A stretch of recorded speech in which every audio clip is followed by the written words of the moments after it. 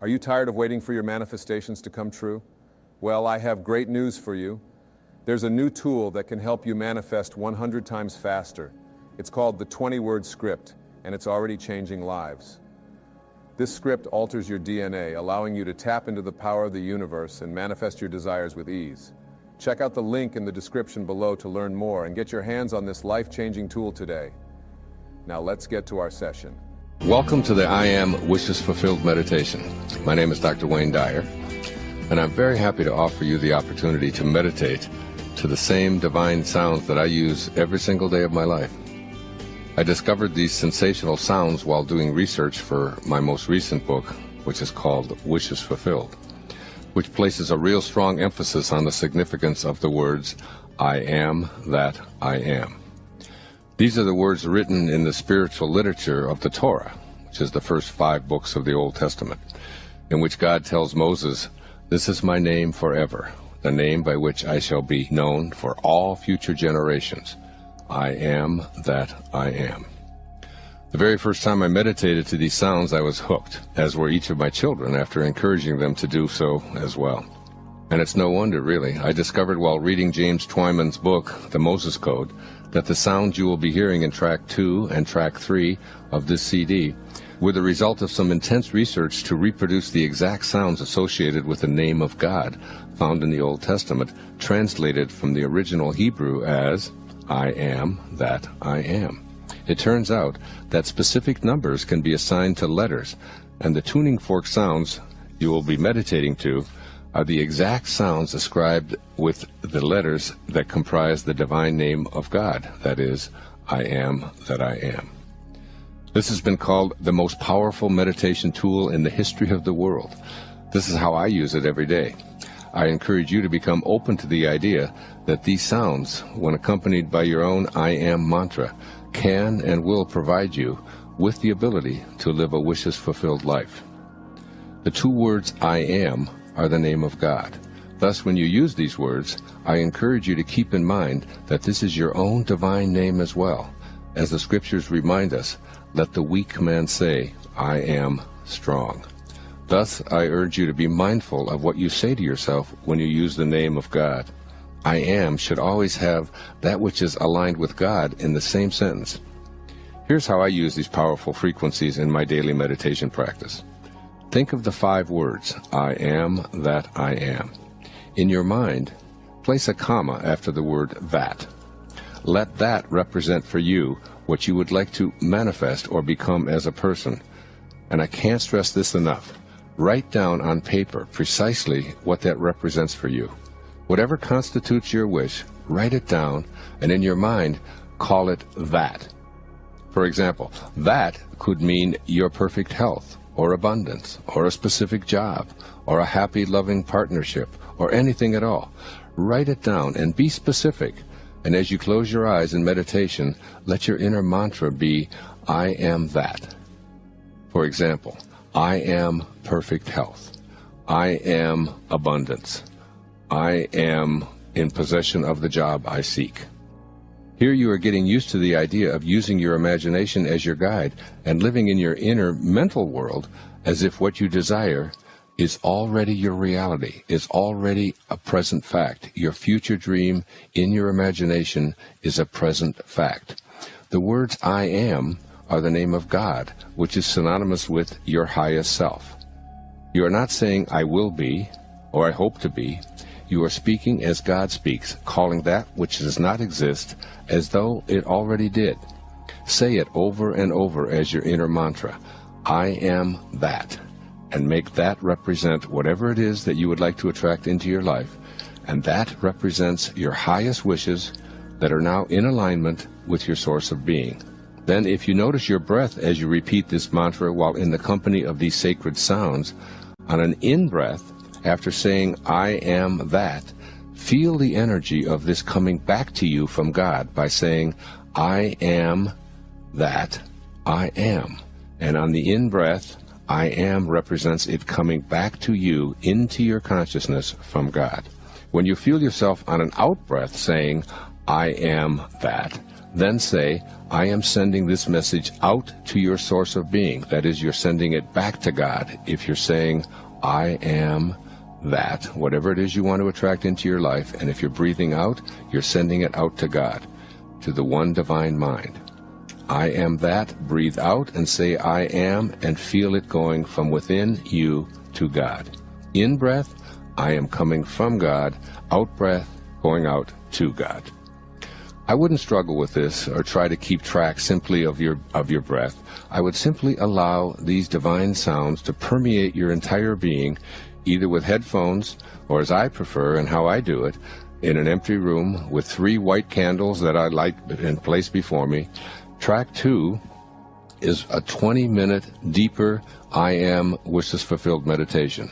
It is followed directly by track 3, a 20-minute sound meditation using the same holy frequencies accompanied by gentle music for a more active wishes fulfilled meditation. There are several ways to do this. You can do a 20-minute morning meditation using the second track, and then in the evening do a more active meditation. Or you can do all of them at once.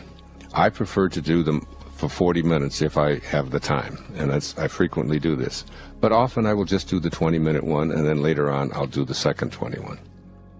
So when I do all 40 minutes in one sitting, and when it is complete, truly I feel as if I've made blissful conscious contact with God, and my brain feels as if it's gone into a theta state and experienced a shift to a much higher God-realized vibration. I love these sounds. I truly feel totally at peace, almost as if I'm wrapped in the arms of God when I do them. My brain feels different. I feel as if I've made conscious contact with God. It's one of the more beautiful sounds that I've ever encountered in my life. And I'm grateful to James Twyman for having put these beautiful sounds and discovered them in his research for the Moses Code.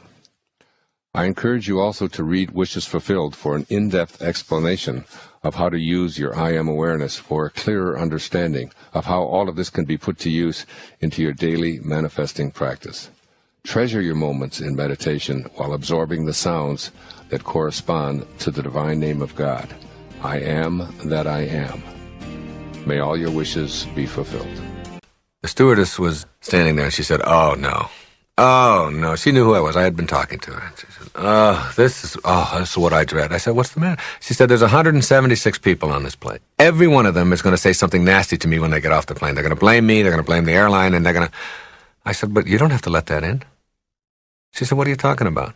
I said, "Well, you've got 2 packages, 2 suits that are protecting you from anybody coming to you with that disharmony." She said, "What do you mean?" I said, "Well, you got your uniform."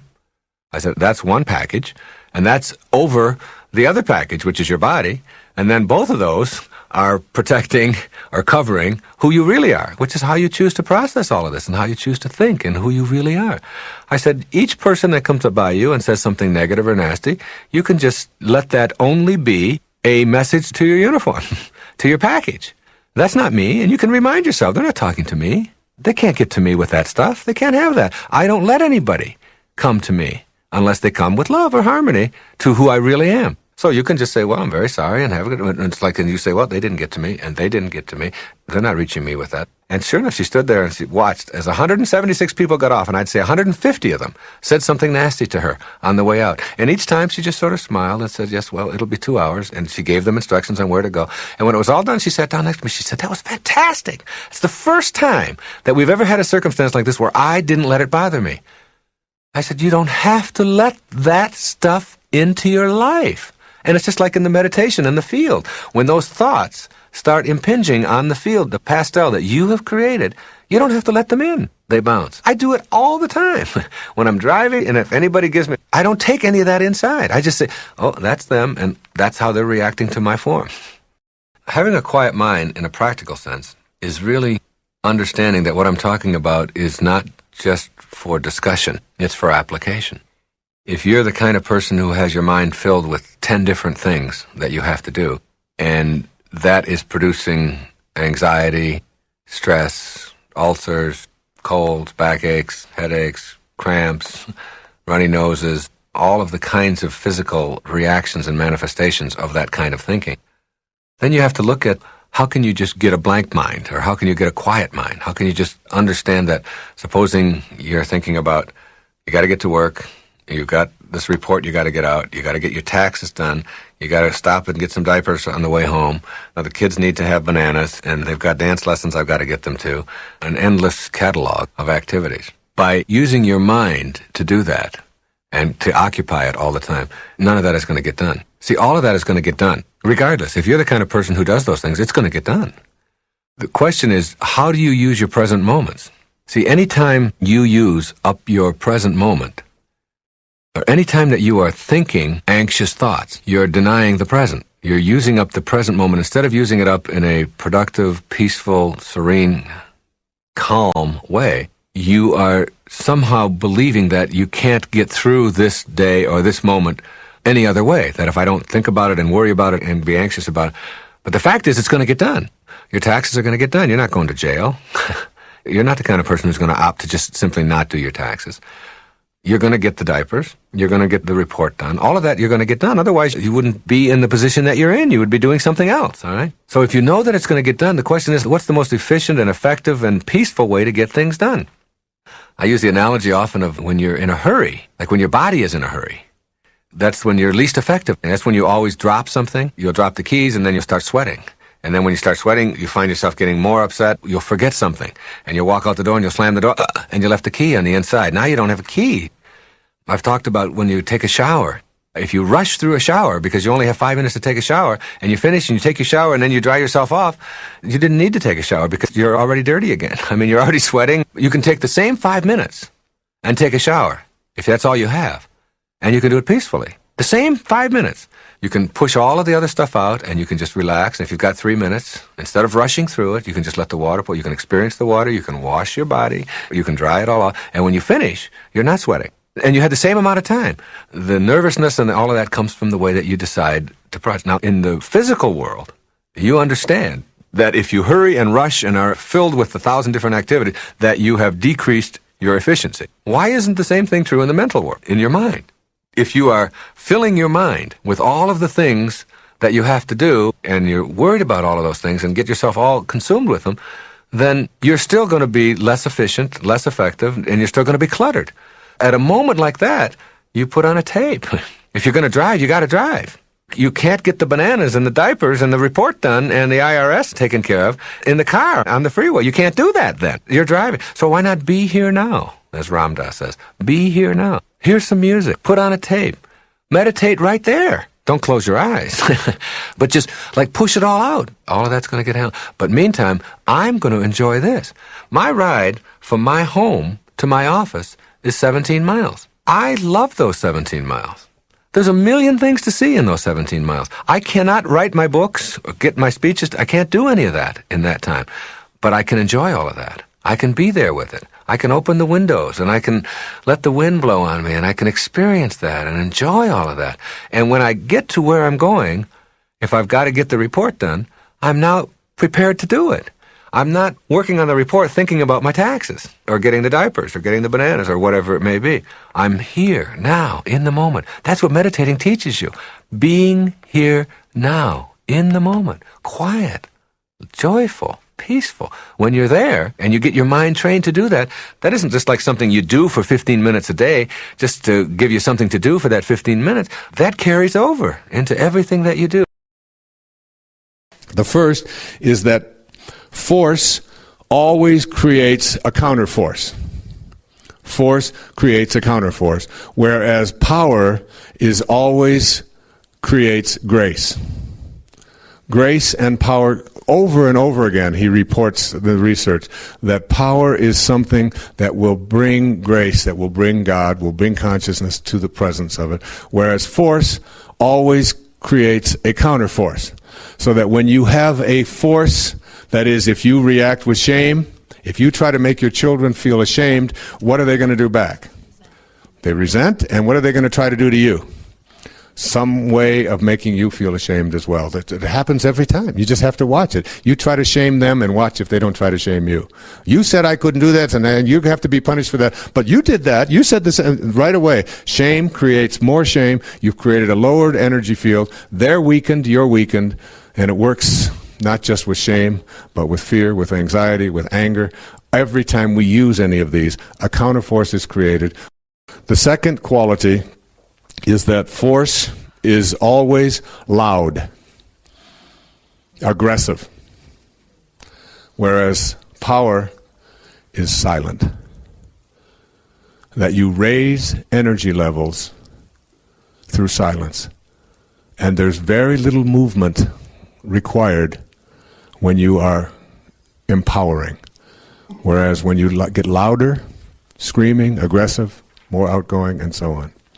The third is that force is always moving against something. That's what force is.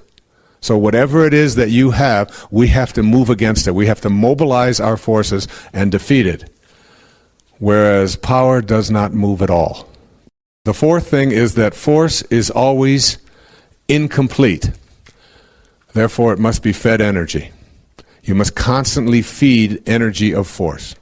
You must constantly be talking to it. You must constantly be upgrading it. You must constantly be trying to make it attract more energy. It's always demanding of energy. Whereas power is total and complete, requires nothing from outside itself. Power does not demand anything out there, not any weapons. It doesn't need any arguments to win. Power is that which you are connected to silently. The fifth, force always makes demands. Whenever you are in force, and if you look at any of those emotions and energy levels below 200, you will see that there's a demand to each one of them. Whereas power has no needs whatsoever. It is at peace. The sixth is force is constantly consuming. It has insatiable appetite. It is constantly demanding more. And in the process, it consumes, and in the process of consuming, it destroys. Power is always content, makes no demands, and needs nothing to consume. 7. Force always takes energy away. It takes your energy and takes it with it. Whereas power energizes. It gives forth. It supplies and supports. And it gives life energy. When you go to God, when you go to Spirit, when you go above 200 to any of those levels, what you are doing is you are energizing those around you and sending it out. Whereas when you're in any of the ones below 200, you are taking energy away. The 8th is that force is always associated with judgment and generally makes us feel badly about ourselves. Any of those emotions, any of those thoughts have to do with judging, and ultimately when you experience those thoughts or you're in the presence of someone who is using those thoughts, you will end up feeling badly or worse for the experience. Whereas power is associated with compassion, radical humility, and always makes us feel positive about ourselves. When you encounter someone whose thoughts are above 200, after that encounter, you will feel better for having been in their presence, based upon not just what you talk about, but even the feelings that you have. Whereas when you're associated with or around people who are using the techniques below 200, you feel yourself feeling badly, worse, and depleted of energy. Number 9, force always polarizes because it demands conflict in order to survive. Force and conflict go together. Power, the energy of power above 200 will unify and make you feel more like you belong, a sense of belonging. Number 10, I just put it this way, in force, the cost is always very high because enemies are always being created. Force needs an enemy. It costs to stay in a state of force. Whereas power has no cost whatsoever. It's absolutely free. It's graceful, it's silent, it's easy, it's non-consuming, it makes no demands. The 11th, and I've always been intrigued by this, the 11th quality or characteristic of force, force always requires proof because it's literal and it's therefore arguable. Whereas power deals with intangibles, and it knows that health is better than disease. It doesn't need any proof of that. It knows that honor is better than dishonor. It knows that faith is better than doubt, and that being constructive is better than destructive. And you don't need a chi-square, and you don't need an analysis of variance, and you don't need a statistical test to be able to prove it, and you don't need to argue about it. There's an awareness that is internal, that is instinctive, that says, I don't have to go out there and show anything. It's why it's quiet. I know it is better to be honorable than it is to be dishonorable. I know it is better to be honest than to steal. I don't need proof of that. I know that it is better to be healthy than to be in a state of disease. I know that life is better than death. I know this. I don't have to prove it. I don't have to explain it. I live in a consciousness of empowerment in which I don't have to go through and look outside of myself to validate whether these things that I know instinctively and intuitively are correct.